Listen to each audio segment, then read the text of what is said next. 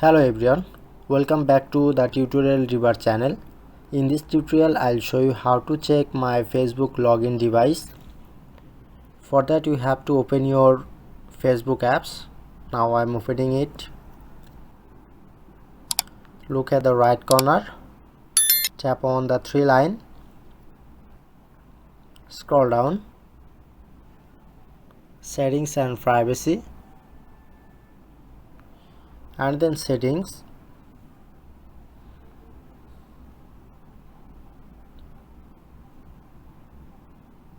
Tap on this, password and security, and where you are logging in.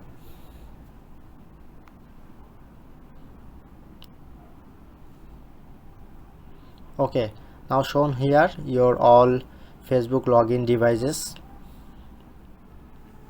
That's how you can check your Facebook login device. Hope you are enjoyed this video. Please hit the like button and subscribe our tutorial River channel for more video.